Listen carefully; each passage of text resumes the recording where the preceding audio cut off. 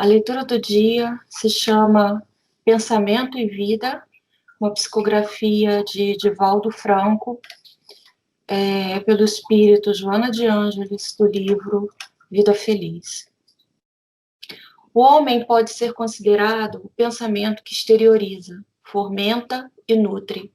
Conforme a sua passagem mental, a existência física será plasmada face ao vigor da energia direcionada. O pensamento é a manifestação do anseio espiritual do ser, não uma elaboração cerebral do corpo.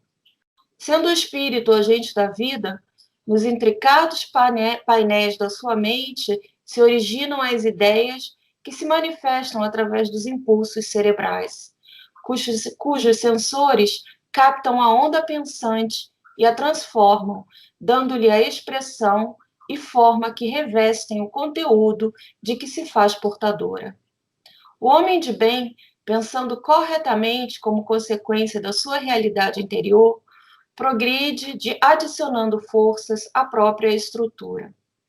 A criatura de constituição moral frágil, por efeito de suas construções mentais infelizes, envolve-se nas teias dos pensamentos perturbadores e passa a estados tumultuados, doentios. Como resultado, conclui-se que o espírito, e não o corpo, é fraco ou forte, conforme o conteúdo dos pensamentos que elabora e a que se entrega. O pensamento é força. Por isso atua de acordo com a direção, a intensidade e o significado próprios. A duração dele decorre da motivação que o constitui, estabelecendo a constância, a permanência e o direcionamento do que possui como emanação da aspiração íntima. O pensamento são os fenômenos cognitivos que procedem do ser real. Pensa no amor e te sentirás afável. Cultiva a ideia do progresso e terás estímulo para porfiar, logrando êxitos nos empreendimentos. Sustenta a ideia do bem e descobrirás quão ditoso és como fruto do anelo vitalizado. Se pensas no medo, ele assoma e te domina. Se dás atenção ao pessimismo, tornas-te incapaz de realizações ditosas. Se te preocupas com o mal, permanecerás cercado de temores e problemas. Se agasalhas as ideias enfermiças, perderás a dádiva da saúde. Tudo pode ser alterado sob a ação do pensamento. Vibração que sintoniza com ondas equivalentes, o teu pensamento é o gerador das tuas ações, e estas as modeladoras da tua vida. Pensamento e vida, pois, são termos da equação existencial do ser humano. Pensando na necessidade de ascensão, os heróis, os cientistas, os mártires, os educadores e os santos edificaram um mundo melhor, que ainda não alcançou o seu ápice, porque tu e outros ainda não vos convencestes de pensar bem, agindo melhor, para conquistardes a vitória sobre as paixões, a dor e a infelicidade. Doutor Sérgio Thyssen, eu gostaria de fazer a sua apresentação. Como eu falei mais uma vez, seja bem-vindo. O Dr. Sérgio Thyssen nasceu em Porto Alegre, Rio Grande do Sul. É médico, clínico geral e cardiologista. Foi professor de medicina da Faculdade de Medicina Souza Marques, do Rio de Janeiro, médico da Unidade Coronariana do Instituto Nacional de Cardiologia do Ministério da Saúde do Rio de Janeiro, de 1989 até 2016. Trabalhou também coordenando cursos de extensão universitária por décadas em diversas áreas, como emergência e terapia intensiva, no instituto, no mesmo instituto, na Santa Casa da Misericórdia, no Rio de Janeiro, e no Hospital Geral de Ipanema, também do Ministério da Saúde. bacharel em Física pela Universidade Federal do Rio de Janeiro desde 1993. Expositor espírita e estudioso da fronteira entre medicina e espiritualidade. Esteve em 34 países divulgando o espiritismo. Seu pai, Francisco Thyssen, foi presidente da Federação Espírita do Brasil de 1975 a 1990. Sérgio foi membro efetivo do Conselho Superior e Fiscal da FEB por 24 anos. É com grande alegria que o temos hoje na Casa de Livre Alentos. Doutor Sérgio Thyssen, a palavra é sua. Estou aqui agradecendo a todos vocês pela oportunidade, pelo nosso encontro de hoje, para que façamos o nosso estudo. Muito bem. Seja bem-vindo. Obrigado, querida. É um prazer estar de novo com vocês, desta vez através de uma live, que nós possamos fazer um bom trabalho. Gostaria de iniciar a nossa conversa de hoje em meio a todo um sentimento de gratidão, lembrando que nós estamos todos num planeta chamado Terra, conhecido como um planeta de provas e de expiações, lembrando com Allan Kardec da hierarquia dos mundos, como nós aprendemos em O Livro dos Espíritos. Nós já ultrapassamos uma etapa de primitividade. Estamos há muitos séculos, possivelmente muitos milênios, nesta condição ainda de muito atraso espiritual. Temos um longo percurso evolucionário pela frente. Teremos milênios até ingressarmos e completarmos a etapa da regeneração. Lá adiante ainda teremos talvez centenas de milênios para que possamos nos tornar na Terra uma humanidade feliz, tanto quanto mais adiante ainda a perspectiva de um mundo puro. Então, nós estamos nos situando para nós compreendermos uma lembrança simples, tudo aquilo que nós temos hoje, tanto de progresso quanto de dificuldades. Então, quando a gente observa que mundo é este, né, nós, avaliando a realidade, nós percebemos das nossas questões evolutivas em que nós somos ainda tipicamente muito imperfeitos. Só para vocês terem uma ideia, no livro Roteiro, Emmanuel nos observa num capítulo chamado O Grande Educandário. O grande educandário é a Terra, a grande escola, a nossa escola, onde, aliás, nós já estamos há alguns milênios, né? E, naquela altura do livro, ele nos ensina que nós somos 20 bilhões de humanos.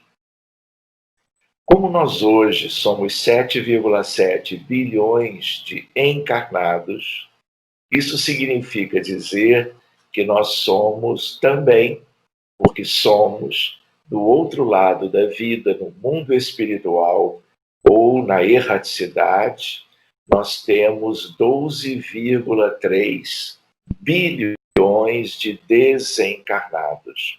Vale a pena essa observação para que nós saibamos que do outro lado há praticamente o dobro do que nós temos aqui no nosso mundo físico, distribuídos como que em toda a geografia da Terra, distribuídos todos nós nas muitas cidades, nas muitas nações do planeta, em cada um dos continentes.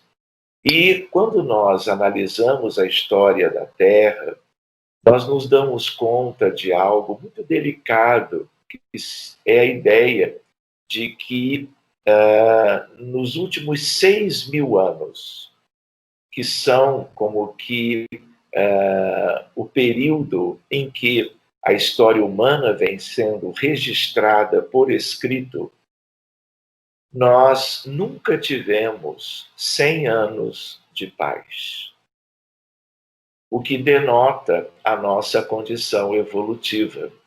Porque quando a espiritualidade diz provas e expiações, é para que nós entendamos as dificuldades que nós vivemos no mundo e o sofrimento que há entre nós, especialmente no campo das doenças, dos problemas médicos de todo tipo.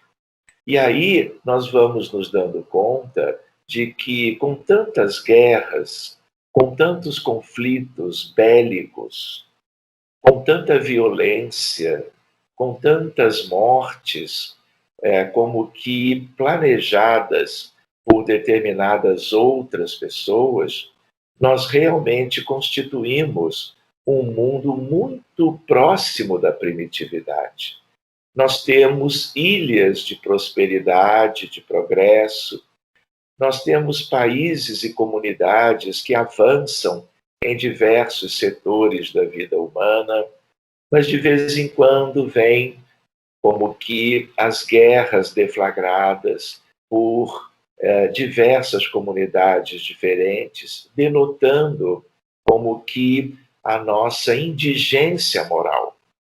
E o resultado da violência, o resultado das ações equivocadas, o resultado das transgressões às leis de Deus, que todos nós temos cometido ao longo da nossa história, é a grande fonte triste, lamentável, das nossas dificuldades humanas, não apenas das doenças em si, mas também das vicissitudes, das questões que no dia a dia, dentro de um planejamento reencarnatório, nós somos como que convidados a experimentar, numa ideia de que os problemas da saúde humana, os problemas que nós chamamos em medicina, enfermidades, doenças clínicas, físicas, biológicas, doenças mentais, tudo isso é como uma colheita do que nós semeamos outrora. Todos vocês têm a ideia de algo que é como uma lei. Tem a ver com a lei de causa e efeito, a lei de ação e reação, a lei de responsabilidade pessoal, que é tudo uma coisa só, a ideia de que a semeadura é livre, mas a colheita é obrigatória. Então, toda enfermidade, todo problema médico, praticamente todos eles, que nos vêm como que à tona, né? Como nós nos vemos às voltas, como nós, assim, de uma hora para outra, estamos experimentando, isso tudo vem de uma fonte interna. Se existem aspectos que contribuem para o adoecimento, que contribuem como que para nós estarmos naquela altura da vida vivendo uma dificuldade médica qualquer, existem fatores externos, é verdade, mas as razões precípuas, as razões essenciais, são sempre internas. E isso vem da nossa história, porque se nós, quando procuramos analisar a vida atual e não encontramos nada que justifique certas doenças que estão nos visitando agora e que, aliás, podem nos acompanhar para o resto da vida, uma vida mais curta agora pela doença ou uma vida ainda mesmo longa, tudo isto, na verdade, vem das nossas experiências antigas. Porque, na maioria das vezes, nós não vamos encontrar as causas na vida atual. Mas quando nós utilizamos as maravilhosas ferramentas na área da mediunidade para atuarmos na medicina da alma, que é uma medicina espírita, nós vamos encontrar no cenário moral, espiritual, multimilenar de cada um de nós as razões dos problemas médicos de hoje. Ou seja, as doenças, elas foram construídas por causa dos nossos erros humanos, pelo mau uso, vamos dizer, do nosso livre-arbítrio. O mau uso das nossas possibilidades no sentido do pensar, no sentido do agir, no sentido de estarmos em vida social, ligados ao âmbito familiar, ligados à sociedade de um modo mais amplo e até as questões nacionais e multinacionais, tudo isto é semeadura. E a colheita vai sendo como que implementada por efeito de lei. Então, se nós pudéssemos refletir agora este início dos nossos comentários, nós gostaríamos de lembrar que a origem de tudo está em nós mesmos. E nós também recordamos que um mundo semi-primitivo como a Terra, chamado carinhosamente pela espiritualidade da codificação como um mundo de provas e expiações, né? Na verdade, é um mundo em que a criatura humana, nós mesmos, somos muito como que carregados ainda de vícios morais, né? Então, reparem, a ideia de que orgulho, egoísmo, ambição e vaidade são aspectos da vida íntima dos espíritos que vivem aqui na Terra, que é algo muito exacerbado. E quando nós somos como que mais viciosos, quando nós ainda não nos desvencilhamos dessas nódoas, destas máculas evolutivas, nós não temos ainda espaço para as virtudes. E nós não aprendemos na codificação, no Evangelho de Jesus agora, muito melhor compreendido, porque à luz do Espiritismo, a partir, inclusive, do livro O Evangelho segundo o Espiritismo, de Allan Kardec, nós não compreendemos a importância das virtudes serem como que estimuladas, pensadas, refletidas, para que elas sejam parte, integrante da nossa condição humana. Nós não aprendemos que a verdadeira libertação quanto aos males, aos prejuízos, às dificuldades que nós vamos enfrentando no dia a dia de cada jornada reencarnatória, tudo isso é possível quando vamos nos tornando melhores, quando vamos nos tornando virtuosos, porque não há espaço no mundo íntimo, na condição de interioridade da vida do espírito imortal para as duas coisas. Ou nós somos como que viciosos e os vícios prevalecem em nós, ou nós vamos extirpando essas condições lamentáveis, né? E altamente prejudiciais em nós mesmos, que não permitem que nós trabalhemos a necessidade evolutiva de cada um de nós no sentido das virtudes que nós precisamos cultivar para sermos saudáveis, para sermos felizes, né? Como Joana de Ângeles deixou para nós agora na mensagem que a nossa irmã acabou de ler, né? A ideia de que nós precisamos trabalhar as virtudes. Nós temos uma grande como que tarefa, que é aquela de que devemos cuidar dos nossos pensamentos, devemos promover a vida de elevação, a vida de conquistas morais a partir do uso adequado dos nossos pensamentos. Então, Joana lembrou para nós que o problema não está no cérebro, que o problema não está no corpo físico. No corpo físico, nós vemos, sentimos e enfrentamos as dificuldades que tiveram origem nas nossas questões espirituais. O corpo, coitado, eu diria, não é?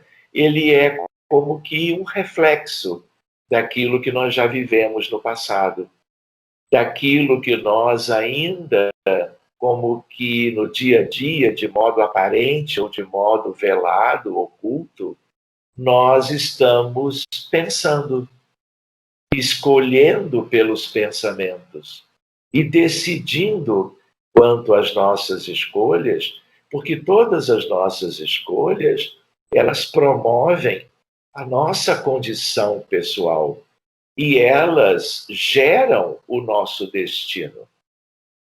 Então, os pensamentos são o início de tudo. Para onde nós vamos? Como nós seremos no futuro?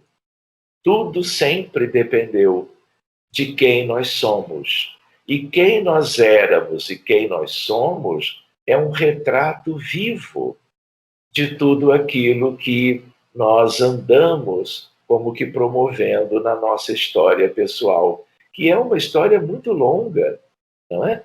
Quando nós ouvimos a espiritualidade através do próprio Emmanuel, no livro, por exemplo, que também é um livro astro. Depois eu converso com vocês sobre livros astros. O livro A Caminho da Luz é livro astro, e ali ele fala de Capela.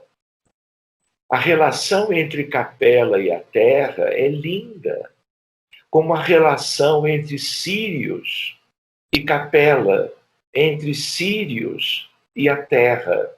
São histórias memoráveis de humanidades solidárias. Há um princípio de solidariedade entre os mundos. Um dia nós podíamos falar um pouco mais sobre isso. Só para vocês terem uma ideia, a migração de milhões de almas ou espíritos que viveram em Capela há muito tempo, quando vieram para cá, é um período de 40 a 100 mil anos.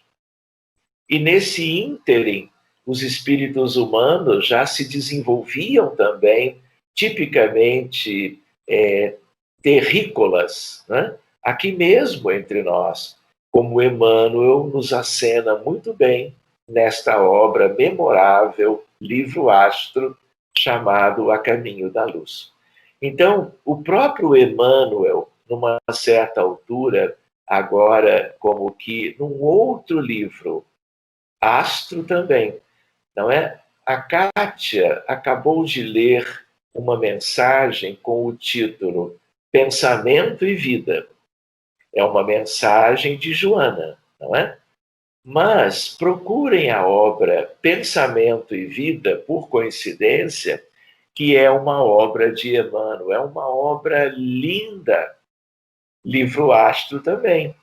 E neste livro Pensamento e Vida, Emmanuel traz para nós uma ideia curiosa para que a gente materialize a reflexão. Ele nos diz que o orgulho, quando ele vai trabalhar conosco, a ideia da humildade. Ele vai nos lembrando no capítulo desta obra, que tem o título Humildade, coisas lindas de Jesus, a favor do conhecimento humano, quanto ao que nos liberta, ou que nos traz elementos libertadores, libertadores em relação ao mal, que ainda está em nós. Então ele trabalha orgulho e humildade, que são aqueles elementos que se opõem um ao outro, né?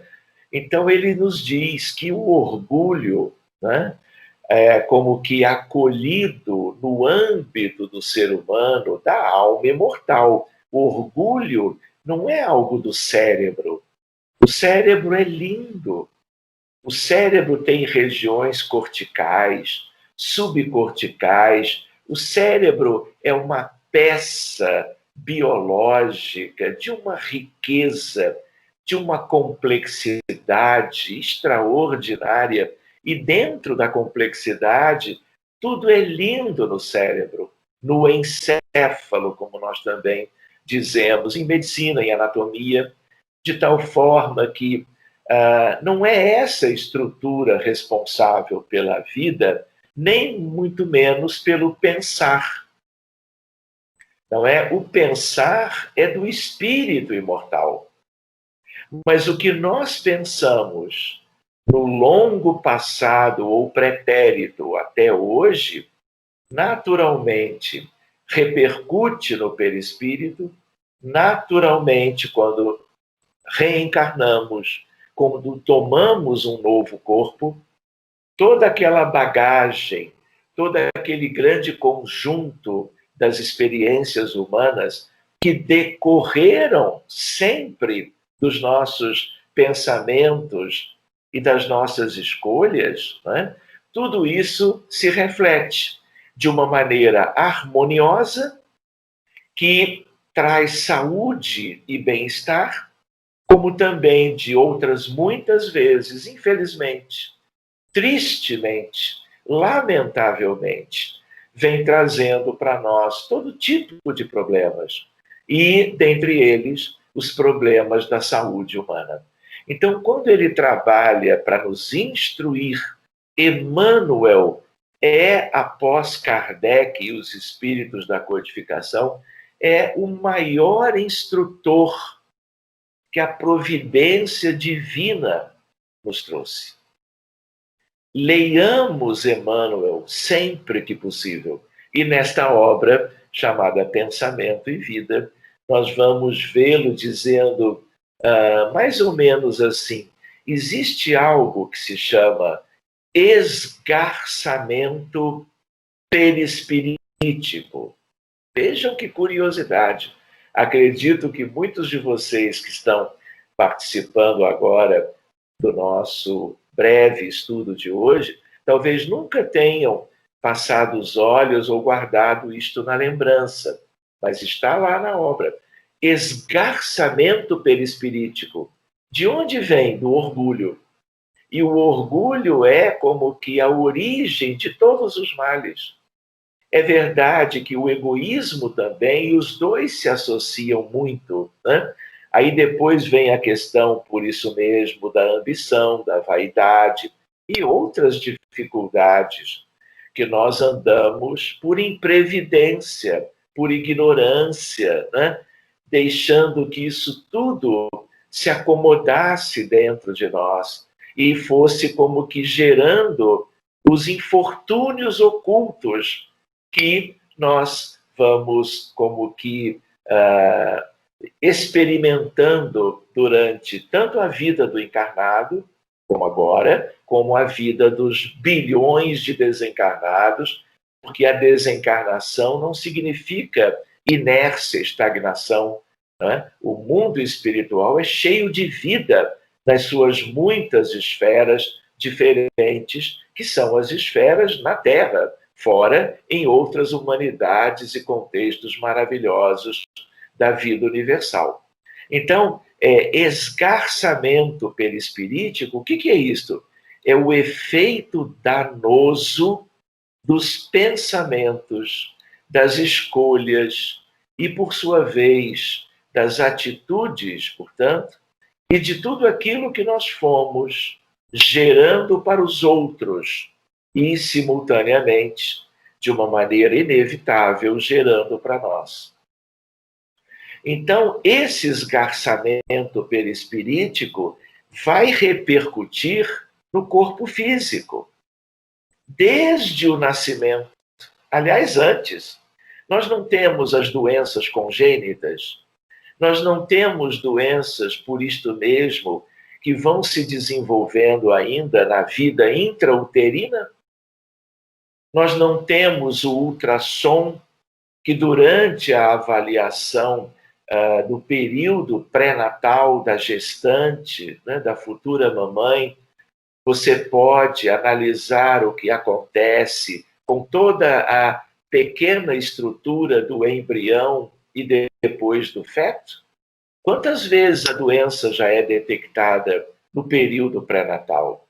Quantas vezes ela se confirma nos primeiros dias de nascimento? E quando não é o caso, as doenças da infância, as doenças na adolescência, no início da vida adulta e até as doenças que vão alcançando, não é, o ser humano décadas e décadas depois, até aquelas da terceira idade, que são mais típicas dos nossos idosos, não é verdade?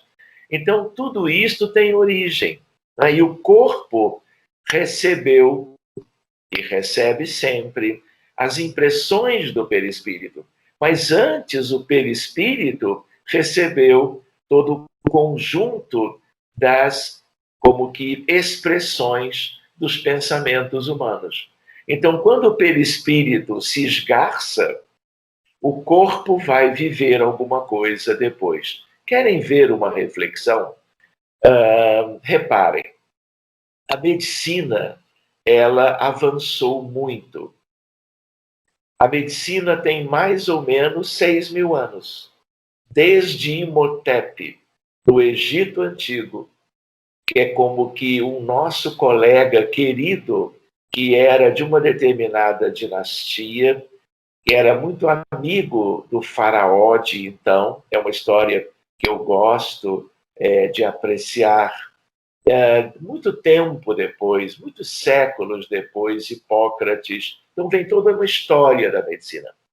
E quando hoje nós vemos aspectos maravilhosos na medicina acadêmica, na medicina oficial, tudo vem de um progresso de muitos milênios, conquistas da ciência humana, conquistas da ciência médica a favor da humanidade.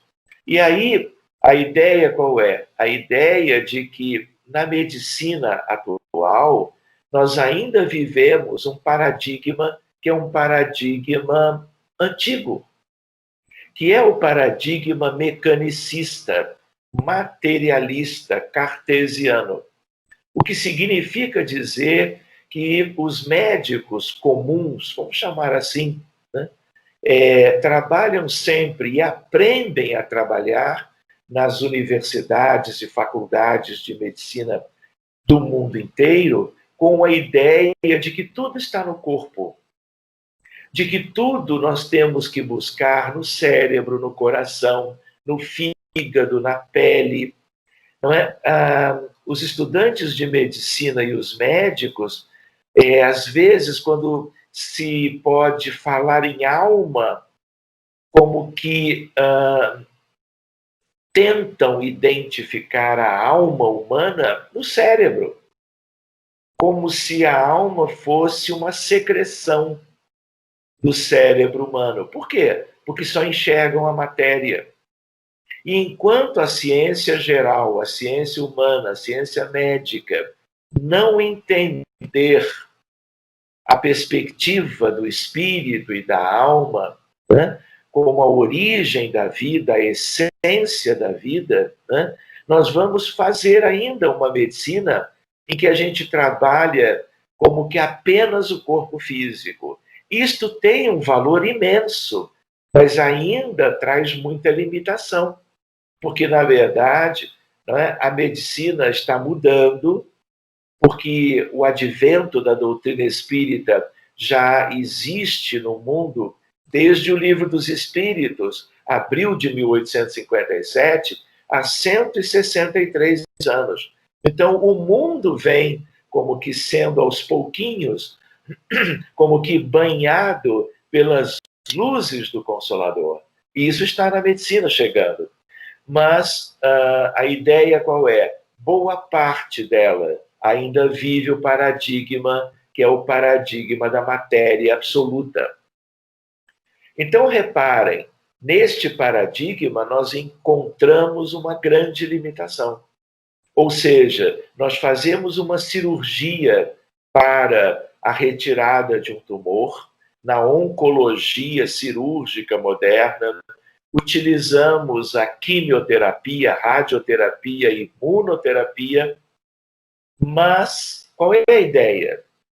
Se nós só fazemos isto, nós estamos trabalhando no corpo. Se nós estamos apenas trabalhando no corpo, o que acontece? A pessoa, ela alcança um determinado nível de benefícios pela medicina. Ela alcança um determinado nível relativamente superficial ou moderado de cura. A palavra cura, ela é muito delicada, porque ela compreende níveis diferentes.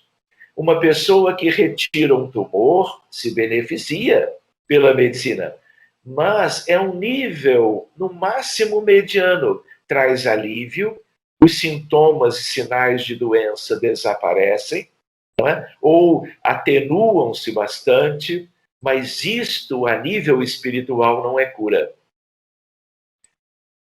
De tal maneira que pacientes oncológicos, e eu busco apenas um exemplo, que são submetidos a tudo de melhor da oncologia de hoje, moderna, podem, na mesma vida, ou numa vida imediatamente futura, adoecer de novo. Eu tenho casos de pessoas que viveram um câncer hoje, foram como que dados por nós, a partir de critérios de cura, como curados, e na mesma encarnação, 10, 12 anos depois, um outro câncer. De onde vem isto tudo? Das nossas almas, dos nossos perispíritos. E qual é a ideia? O que pode mudar isso tudo? O que pode significar um nível mais profundo, como que de recuperação, que é já não física, que é espiritual? É o nosso padrão mental, é o nosso conjunto dos sentimentos e dos pensamentos. Pensamentos e sentimentos se mesclam na realidade íntima e profunda do ser. E se nós pensamos nessa, na verdade não é um binômio, é um trinômio, pensamento, sentimento e vontade. Isto é a raiz da vida espiritual. Então, se nós temos uma doença qualquer, e eu estava comentando sobre as neoplasias, né? E nós, então, como que cuidamos disso, nós vamos nos envolver numa perspectiva nova e os pensamentos sadios, os pensamentos melhor escolhidos durante cada etapa das nossas realidades, isso tem um efeito terapêutico, como um efeito nocivo tiveram todos os outros da nossa longa história. Claro que não todos, propriamente dito, mas tudo aquilo que foi em desacordo com as leis superiores da vida divina, da vida universal, envolvidos nas questões dos vícios humanos. Então, pensamentos renovadores, evangelização do ser humano vamos dizer, a nossa meta. Na verdade, é caminho antes.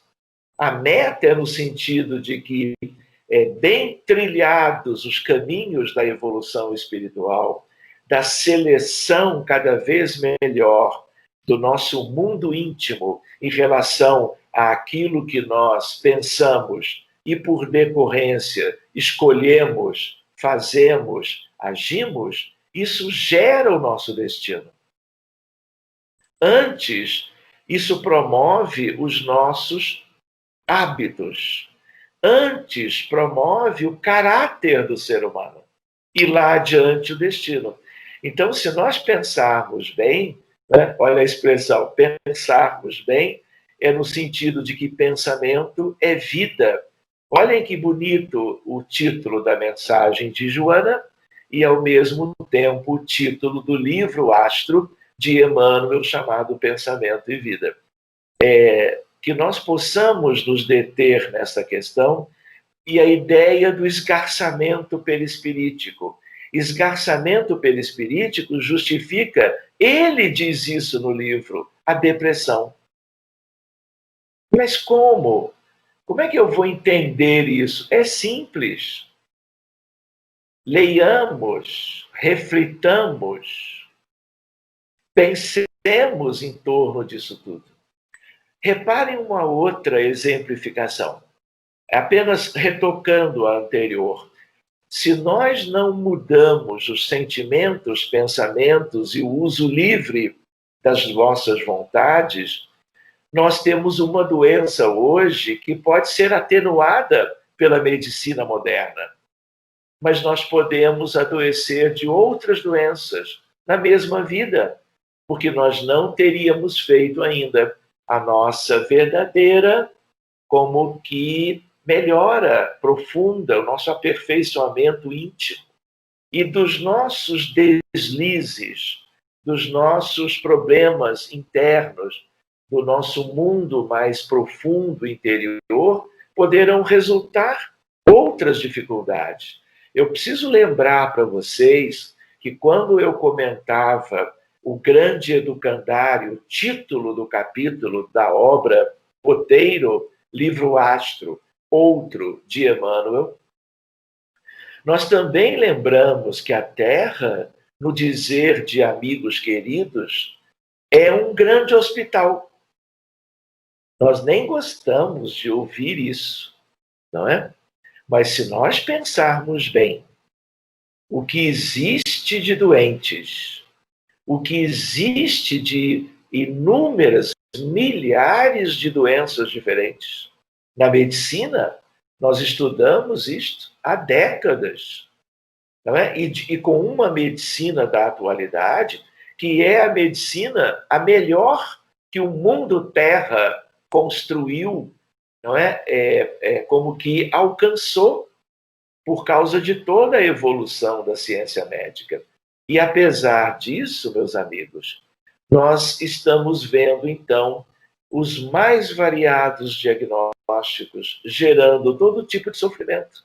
Sofrimento para cada indivíduo que adoece, de problemas clínicos e de problemas mentais, com repercussões na vida familiar, com repercussões na sociedade e da pequena sociedade para a grande sociedade, que é o mundo inteiro. Então, reparem, a ideia qual é?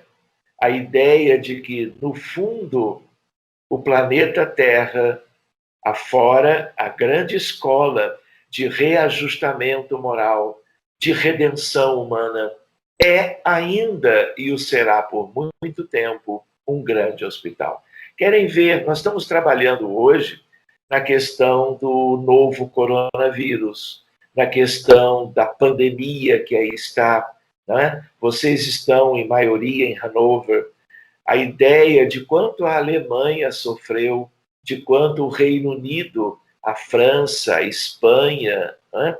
Nós estamos vendo os Estados Unidos da América, o nosso Brasil, estamos vendo a Índia agora, países e mais países, praticamente todos, às voltas com uma pandemia que não era algo que a humanidade tivesse vivido, né, nos tempos recentes, na atual, como que geração, né, estamos sendo convidados a uma experiência muito dolorosa, a experiência de milhares de desencarnações, não é? De milhares e milhares de pessoas indo para os hospitais e sofrendo as agruras da tentativa de recuperação da saúde humana nas terapias intensivas, nas emergências e assim por diante. Mas antes, nós já tivemos a peste negra na Europa, nós já tivemos a gripe espanhola, que dizimou 1/3 da Europa, a questão de um século atrás. Tanto quanto nós temos outras epidemias, como tivemos o ebola no norte da África, de alta letalidade. Nós temos a epidemia do diabetes mellitus. Ela não é uma doença infecciosa, mas ela é uma epidemia pelo número de casos. Nós temos a hipertensão arterial sistêmica. Nós temos as cardiopatias, a doença arterial coronariana, que é a doença que mais gera a morte do ser humano. É a doença, como a gente usa, que mais mata no planeta. A doença coronária, o infarto do miocárdio, as arritmias cardíacas, de tal maneira que estas questões, sobre elas, nós já conhecemos muito. Mas reparem, diabetes, nós não sabemos de onde vem. Mas como? Não é o problema da insulina, da glicemia, não é das consequências crônicas e agudas de um diabetes de longo prazo?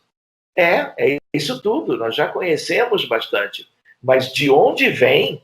Como tudo começa lá no pâncreas, uma deficiência absoluta ou relativa de insulina, de onde provém isso? Não sabemos.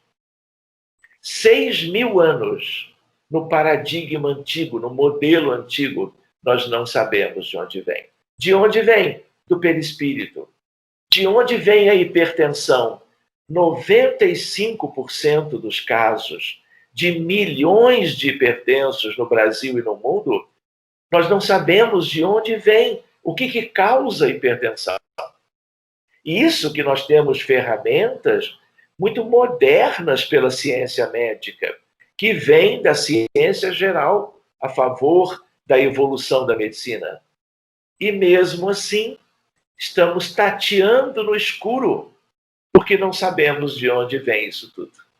De onde vem? Da alma imortal. Então, enquanto nós estivermos no paradigma antigo, mecanicista, materialista, cartesiano, nós temos ressonâncias e tomografias que não enxergam outra coisa que não o corpo físico. Ele precisa ser visto, claro, é uma aquisição maravilhosa, o conjunto dos métodos de imagem para o diagnóstico melhor em medicina. Mas e o perispírito? Daqui a 22 anos, eu estou brincando agora, mas é uma brincadeira gostosa, séria.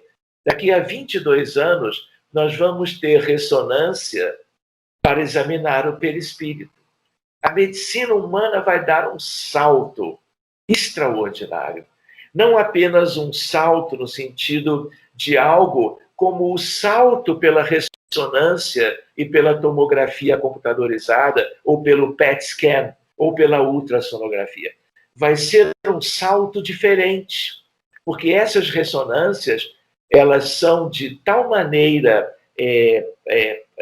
vamos dizer assim, benéficas, que elas vão permitir que qualquer reencarnado com 8 anos de idade, nós coloquemos para olhar o perispírito antes da doença chegar no corpo. A doença já está no perispírito quando nós nascemos, porque o perispírito do nasciturno, ele traz a história e a bagagem de cada um de nós, não é verdade? Então, se eu tenho um método para examinar um perispírito que foi gradualmente sendo comprometido pelos pensamentos equivocados da nossa longa história, eu posso utilizar, antes da doença chegar no corpo, toda uma metodologia que também está na codificação. Quando no Livro dos Médiuns nós temos a oportunidade com Kardec, com os espíritos queridos da codificação, de trabalhar o magnetismo de cura, Kardec, nós não podemos desdenhar isso. Kardec traz para nós que o magnetismo é como uma ciência extraordinária que se confunde com a doutrina espírita. A ponto dele dizer que o magnetismo e o espiritismo, para ele, que era magnetizador. Allan Kardec era magnetizador desde os 19 anos. Ele viveu 35 anos como magnetizador. Então ele conhecia muito bem isso tudo. E, na verdade, ele diz, olha, o magnetismo e a doutrina espírita são como uma coisa só. Então, qual é a ideia de nós valorizarmos o espiritual, o pensamento, como raiz dos nossos problemas, e a ideia de um perispírito esgarçado pelo orgulho milenar, como Emmanuel nos acena na obra chamada Pensamento e Vida, para que nós arregimentemos novas perspectivas a bem da nossa saúde. Não vai adiantar mais, como nunca adiantou no sentido profundo, nós apenas contemplarmos o corpo com tudo de melhor que a medicina alcançou até hoje. Nós temos que buscar o paradigma espiritualista, o paradigma mente-corpo, espírito e matéria. Hoje nós já vemos uma medicina avançando, e eu vou dizer para vocês, eu tenho estado em congressos mundiais, como que de psiquiatria e eventos na cardiologia moderna, aqui mesmo no Brasil, em que nós trabalhamos o paradigma novo. Religiosidade, espiritualidade e psiquiatria. Religiosidade e espiritualidade e doença cardiovascular. Essa é uma fronteira nova. Essa fronteira é tudo que a humanidade como que esperava para que a medicina avançasse mais. Então, reparem, pensamento está na origem de tudo. Seja no diabetes, na hipertensão, no câncer, na fibrilação atrial, no infarto do miocárdio, nas doenças todas, porque todas elas têm raízes. E tudo que a medicina enxerga hoje é consequência. Então, meus amigos, esse é um tema inesgotável. Esse é um tema lindo que vocês escolheram para nós considerarmos alguns aspectos hoje, mas é como que um tema que é um tema para um seminário lindo. E eu gostaria, talvez agora, nos minutos que nós tenhamos, de passar alguns slides, só para que nós vejamos algumas sementes, né? Porque eu acabei como que conduzindo, né, a nossa como que apresentação sem os slides, mas deixa eu passar, né, se vocês me permitirem, para que seja como que um estímulo para novas reflexões e novos estudos. Fique à vontade. Deixa eu tentar contar. Oi? Fique à vontade. Muito obrigado. Achei que você ia dizer que já não teríamos mais. Deixa eu ver se eu consigo aqui. Não, está extremamente interessante e elucidativo. Obrigado, querida. Eu estou tentando. Da outra vez eu consegui compartilhar a tela, mas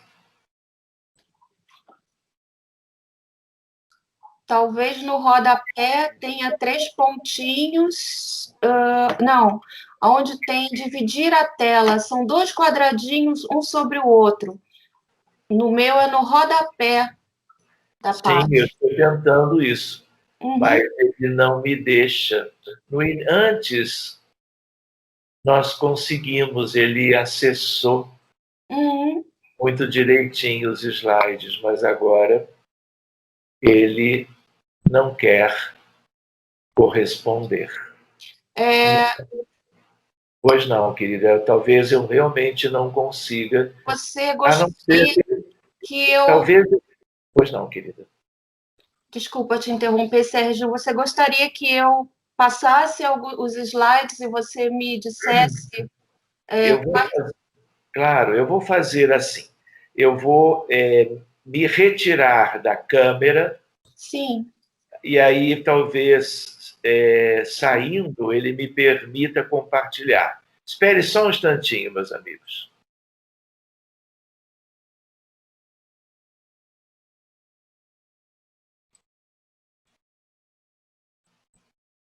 Vocês me ouvem ainda? Sim, ouvimos. Olha, eu acho que eu não conseguirei compartilhar, então compartilhe para mim, por favor. Sim, eu compartilho e você me guia, então, por favor, ok? Tá, eu só precisava era enxergá-los. Tá, eu vou abrir, então, vou compartilhar a minha câmera. Um momento. Agora eu... só um momento.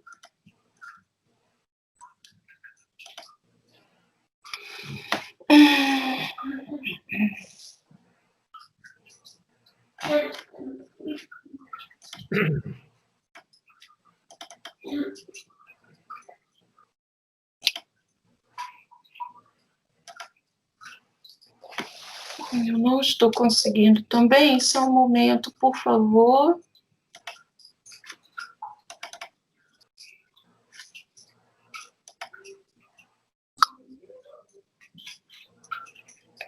Você está vendo os slides? Não. Não, né? Ok.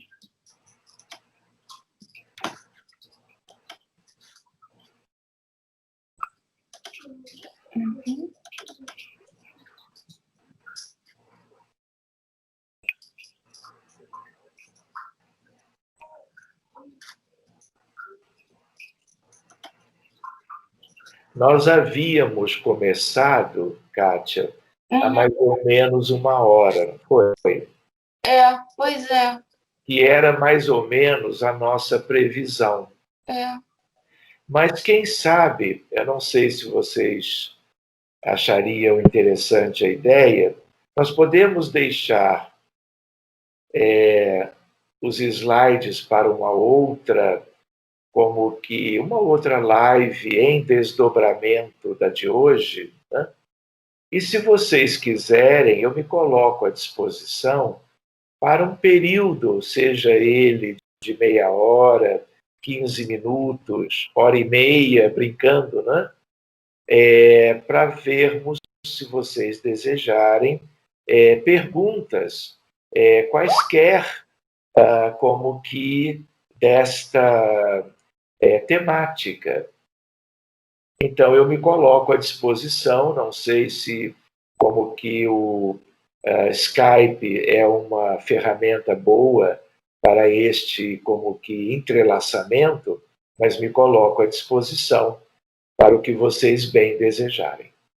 Muito obrigada, Sérgio. Nós conversaremos sobre isso, sobre a sua proposta com muito carinho. Realmente é um tema muito interessante e os slides, eles são realmente maravilhosos. É uma pena que nós temos essa dificuldade agora de reproduzi-los, mas vamos manter em mente essa possibilidade. Tá bem, querida. E quanto às perguntas, deixaríamos para um novo momento? Ou vocês, como que gostariam que nós fizéssemos isto por agora? Você encerrou a sua apresentação agora? Gostaria de fazer mais algum comentário? Caso contrário, nós poderíamos, então, perguntar se há alguma pergunta de algum dos nossos participantes aqui.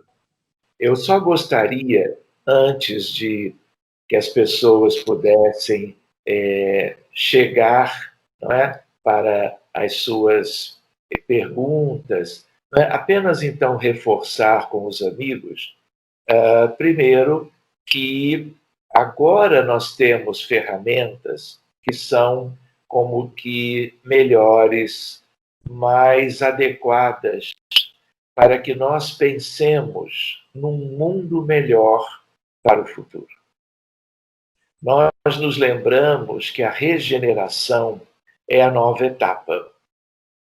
Nós estamos como que vivendo, talvez, as nuances ainda de uma perspectiva de um mundo que começará o processo da regeneração.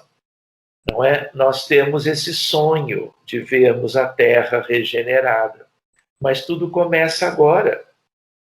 E a regeneração planetária, que é a nova etapa, aprendendo e voltando aos ensinamentos do Livro dos Espíritos, não é? A regeneração vai nos ocupar por milhares de anos. Só que a regeneração não é um presente de Deus. A regeneração, ela não vai vir como que elementos vívidos da vida divina, como que recaindo como uma substância de amor vindo dos céus e contemplando toda a humanidade, todos os seres humanos encarnados e desencarnados, numa figura, não é como floquinhos de neve que vão, não é, de uma maneira tão linda. Eu adoro a neve, especialmente quando ela está como que caindo, ainda mais como brasileiro, que nós, em geral, nós não temos a neve aqui. A ideia da regeneração, ela não vai caindo dos céus, a não ser em sentido figurado. Mas a ideia qual é? Ela virá de dentro. A regeneração como um todo, ela é o fruto, bendito, aliás, da regeneração de cada um de nós, das conquistas evolutivas, morais do ser humano. Não é? A regeneração do orbe inteiro se dará na medida em que o conjunto maior, não é? Quer dizer, a maioria dos habitantes da Terra, aliás, os que herdarem a Terra, tiverem feito no seu mundo interior a regeneração. O que significa o quê? Significa virtudes versus os vícios milenares. Nós somos infelizes, de um modo geral, vivemos um mundo cruel muitas vezes, por causa da crueldade, da ambição, do orgulho, do desatino, da loucura e da guerra, tudo promovido por elementos da humanidade, num número maior ou menor, encarnados e desencarnados, porque vocês não fazem ideia, talvez façam, do que é hoje o mundo espiritual em torno de nós. Não é? Um dia nós poderíamos estudar a realidade espiritual de um mundo de provas e expiações. Não pensemos que tudo está bonitinho do outro lado. Em grande parte está, mas nas esferas superiores, nas esferas de umbral médio, umbral inferior, trevas e regiões abissais, nós temos bilhões de humanos demorando-se nas profundezas da Terra. Tudo isso vem merecendo e merecerá por muito tempo de ajuda superior e externa a nosso favor e de um processo de recuperação pessoal, de um processo de recuperação que venha de dentro, por escolhas que nós temos que fazer de um modo diferente. E tudo isso vem de onde? Da grande diretriz da vida, que é o pensamento dos filhos de Deus, que somos nós. Uma coisa linda que emociona é o pensamento divino. Vocês não têm ideia do que é o universo de Deus. Quando você estuda astronomia, astrofísica, cosmologia, física moderna, mecânica quântica, teoria da relatividade, você respira o hálito divino. E isto te motiva, afora aspectos assim mais diretos do conhecimento, que nem são mais relevantes, você compreende a vida. E aí você tem um grande motivador. Quem que eu sou? O que eu tenho feito de mim mesmo? O que a humanidade vem realizando que fez com que nós tivéssemos tanto sofrimento, tantos dissabores, tantas angústias? Nós estamos vivendo agora a questão da doença mental. A doença mental na Terra é uma pandemia universal, de tal maneira que depressão, por exemplo, depressão é problema de saúde pública de todos os países da Terra. Pela Organização Mundial da Saúde, pela Organização das Nações Unidas, nós temos 188 países, mas nós devemos estender para mais ou menos 212, porque são projetos de países que já estão aí, que fazem parte do nosso querido planeta Terra. Mas a ideia é de que tudo isto é um resultado do que nós pensávamos antes. Então, o livro é pensamento e vida, né? A mensagem de Joana é pensamento e vida, porque pensamento é vida. E a vida que nós quisermos dependerá na fonte fundamental do Espírito, Filho de Deus, das nossas escolhas, que vêm do nosso livre pensar. Não existe o livre-arbítrio? Qual é a característica do ser humano que alcançou a humanidade, a condição de humano? Livre-arbítrio, pensamento contínuo e livre. Então, o nosso tema de hoje, ele é como um tema que hoje nós, adultos, como espíritas ou espiritualistas ou simpatizantes, nós estamos estudando. Mas, daqui a pouco, e eu conheço grupos que já fazemos assim, nós estamos estudando isso na escola elementar. Crianças em escolas espíritas aprendem o valor do pensamento, como as campanhas da evangelização da infância, do jovem, dos adultos, dos idosos, as campanhas da evangelização espírita da sociedade, elas promovem o quê? A educação dos sentimentos e dos pensamentos. Então, quando nós dizíamos que a regeneração não é um presente de Deus, no fundo, a não ser naquilo que tudo é presente de Deus. Mas naquele sentido de que não virá como os flocos de neve, recaindo sobre as pessoas, as cabeças, os cérebros e os corações da humanidade, não. O processo é outro. O processo é íntimo, é interno, é um jardim que deve florescer em cada um de nós. Nós somos os semeadores legítimos do mundo do futuro. E tudo dependerá de que sementes nós vamos ter nas mãos, de que sementes nós vamos, como que, arroteando a terra, como que colocarmos isto a benefício do nosso jardim pessoal. E o grande somatório disto significará a humanidade mais ou menos feliz na vida futura. Nós podemos levar 250 mil anos neste processo. Podemos utilizar 80 mil. Poderemos utilizar 38 mil. Dependerá de quem? De nós. Esforço e mérito. E tudo começa no pensamento. Lembrando com Kardec, né? O principal atributo do espírito imortal. E ele diz no Livro dos Espíritos: onde estiver os nossos pensamentos, é aí que a nossa alma estará. Então, se nós hoje, no Brasil ou na Alemanha, ou em algum outro lugar, querido qualquer, nós estamos trabalhando essa temática, nós estamos no mesmo lugar. Nós estamos entrelaçados, que é um fenômeno quântico. Nós estamos como que unidos neste mesmo ideal. E nós temos que trabalhar mais e melhor por uma humanidade mais sadia, mais próspera e, portanto, mais feliz.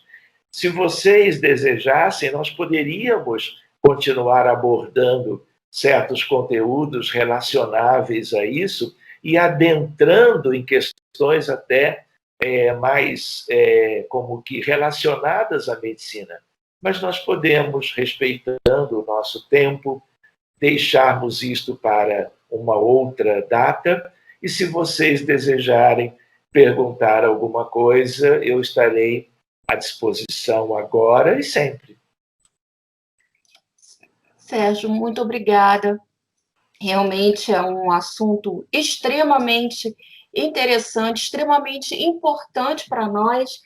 Eu me lembro dos estudos americanos no início dos anos 2000, quer dizer, 18, 19, talvez 17 anos atrás, onde pequenos grupos na Universidade de Harvard eram estudados e onde, naquela época, já se comprovava a importância do pensamento positivo, onde grupos com simples pacientes infectados com o vírus do resfriado, observados durante um período do tempo, eram percebidos depois que eles se recuperavam, que tinham esses pensamentos positivos, uma visão de vida positiva, com muito mais rapidez, e o vírus ele não tomava a proporção desse impacto sobre o corpo, como nos outros que geravam pensamentos negativos. Então, está aí, é uma questão extremamente importante, que diz respeito à nossa vida diária, a importância de nós gerenciarmos o estresse, essa relação entre pensamento, emoção, saúde física. Esse é um assunto realmente fascinante. Eu te agradeço imensamente e a gente pensa com carinho sobre uma próxima possibilidade. Então, eu gostaria de perguntar se há alguma pergunta aqui. Kátia, eu já vi que tem uma pessoa que gostaria de perguntar algo sobre o magnetismo. Lembrando do que você colocou agora também, Kátia, o estudo de Harvard, só para vocês terem uma ideia do novo paradigma, que é onde nós estamos trabalhando bastante, aliás, há um tempinho, se eu entro, meus amigos, no NIH, que é um site americano, mas ele é mundial, de pesquisa em medicina, de procura por papers ou por artigos com metodologia científica dentro da ciência médica, se eu digito só para medicina, por exemplo, a ideia de spirituality, se eu coloco esta palavra, eu tenho no site de medicina, de busca, eu tenho 22 mil artigos. Se eu coloco spirituality and health, or spirituality and medicine, eu tenho 12 mil artigos para ler. Eu vou viver a encarnação estudando isto. Ou seja, para vocês terem uma ideia, né, nós estivemos em agosto do ano passado em Lisboa, no Congresso Mundial de Psiquiatria. Não é a primeira vez. Em 2014 estivemos em Madrid, em 2008 estivemos em Beijing, na China, no Congresso Mundial de Psicoterapia. Nós fomos levando a experiência do centro espírita no âmbito da doença mental. como tratar, não é conjectura filosófica, que já seria lindo, mas não é, é prática. Como é que nós podemos trabalhar a questão de fazermos na prática médica as questões que o Espiritismo nos ensejou? E aí nós fomos levando o artigo, o trabalho chamado Abordagem Espírita das Doenças Mentais. Houve um outro encontro agora em Jerusalém. Jerusalém, em dezembro. Era um encontro pela Associação Mundial de Psiquiatria só de espiritualidade e doença mental. Levamos 2 artigos. Um sobre psiquiatria em geral, com casos dos diagnósticos mais comuns, e levamos um só sobre autismo, que é outro tema para nós estudarmos como espírita. De tal maneira que estávamos lá com os colegas desta área, né, trabalhando esta temática. Quando foi no dia 12 de dezembro de 2019, a convite da ONU, fomos lá para falar na ONU, em Nova York, sobre depression and suicide, uma abordagem espiritualista e médica. Então, isso é como que as sementinhas do conhecimento espírita germinando não só aquelas que precisam germinar dentro de nós, florescer e frutificar, mas para a sociedade de um modo geral. Então, vamos ver a questão, que é a questão do magnetismo. Isso, eu vou ler a pergunta, e aí, por causa do avançado da hora, eu vou pedir às pessoas que, se tiverem perguntas, Sérgio, que deixem aqui escritas no chat, e seria uma grande gentileza se pudesse responder as pessoas aqui. Pode deixar. Ficaria muito agradecida. Bom, a Ana pergunta: o magnetismo que se estuda nas universidades físicas e engenharias é o mesmo magnetismo dito pelos espíritos? Pergunto isso, pois assim como a medicina evoluiu, a física também, e as ideias sobre o magnetismo também. Tanto que não aprendemos mais magnetismo como fluido. Sempre me pergunto isso, mas não consigo entender. Sei que vejo muita ciência de forma materialista. Como entender o pensamento nesse contexto atual do magnetismo? Bem, só o que ela coloca já é um estudo para 1h30, mas é bonitinho. Olha, que pergunta oportuna, né? Existe um tema que nós podemos ver com calma num outro dia, que é assim. Estávamos até na Universidade de Lisboa conversando isso. Magnetismo, mediunidade e medicina. Então, reparem, existem 2 magnetismos. Esclarecendo. Um é o magnetismo dos ímãs. É o magnetismo do planeta Terra, que é um grande ímã. É o magnetismo da aurora boreal. É o magnetismo do maglev, que é o trem na China e no Japão, e na Europa também, de levitação magnética, que viaja a 500 km por hora, ou quase isto. É o magnetismo, vamos dizer, de outros aspectos da natureza. A palavra magnetismo, ela começa por causa de certos aspectos da magnésia no sul da Grécia, porque os barcos eram atraídos para como que a terra firme, porque nas montanhas da Magnésia nós tínhamos muito ferromagnetismo, que atraía as embarcações que eram construídas com muito ferro, por causa dos parafusos e dos pregos. Então, a história do magnetismo começa na Grécia. O magnetismo dos espíritas, dos espiritualistas, de todas as crenças, das benzedeiras, das curandeiras é um outro magnetismo que tem a ver com Mesmer, que tem a ver com o Barão de Poté, que tem a ver com Deleuze, que tem a ver com Kardec, que tem a ver com Jesus, que tem a ver com os espíritos da codificação. Então, não é que eles não tenham relações entre si, eles têm. E quem permite isso é a física. É o estudo da física contemporânea, da física moderna, da física clássica newtoniana, até Maxwell com o eletromagnetismo, e a física que é a física nova, a partir de Planck, a partir da quantização da energia e de um século maravilhoso da mecânica quântica com a teoria da relatividade. Então, são dois magnetismos lindos que se entrelaçam.